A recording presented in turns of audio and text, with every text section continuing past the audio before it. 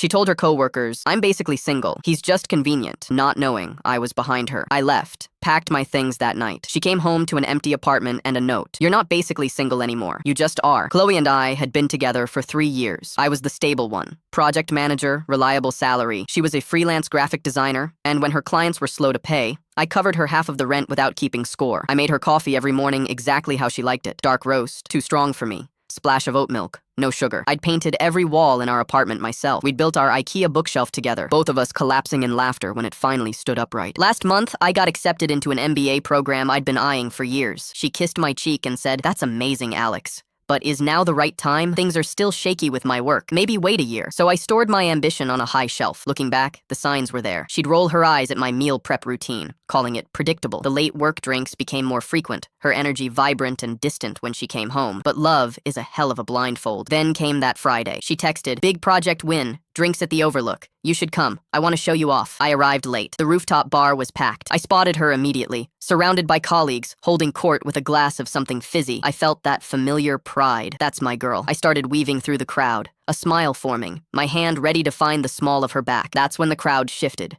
funneling me behind a large potted fern. I was 3 feet behind her group, completely hidden, but close enough to hear every word. A woman with a blonde bob spoke up. "So Chloe, are you and Alex getting serious? 3 years is a long time." Chloe took a slow sip, a smirk on her lips. "Serious?" She let out a laugh with no warmth. "God, no. He's comfortable. But serious? Please." The air left my lungs. A guy leaning against the railing chimed in. "So, what's the deal? You guys live together, right?" Chloe's voice dropped into a conspiratorial tone. "The deal is, I'm basically single. He's just convenient for now." The blonde prompted her. "How so?" "You know how it is," Chloe continued. "He pays half the rent. He fixes things when they break. He's a warm body who doesn't expect much. It's a placeholder situation." She leaned in with a smug smile. "Have you seen Ben from accounting? He has a motorcycle. Alex would have a panic attack on a motorcycle." They all laughed, a unified, tinkling sound of agreement. I didn't cause a scene. I simply turned and walked away. No one noticed I was ever there. 2 hours later, every trace of me was packed, methodical, unhurried. No rage, just final detachment. I wrote 3 lines on a piece of stationery. "Chloe, you're not basically single anymore. You just are. Alex." I propped the note against the fruit bowl she always promised to fill, but currently held only a withering lemon. I placed my key on the counter and walked out. The texts came the next morning. First annoyed, "What does this note mean?" Then minimizing, "That was just work talk. You're overreacting." Then desperate, "You're the best thing that ever happened to me." Then vicious, "You're a coward." No wonder I felt single. I didn't reply. 3 months later, she found me at a coffee shop. She looked broken, rumpled clothes, pale face. The vibrant energy that once defined her was gone. "I lost everything," she said, tears streaming. "My apartment, my reputation, you, all because of one stupid comment. You said you were basically single. I made it official. You said I was convenient.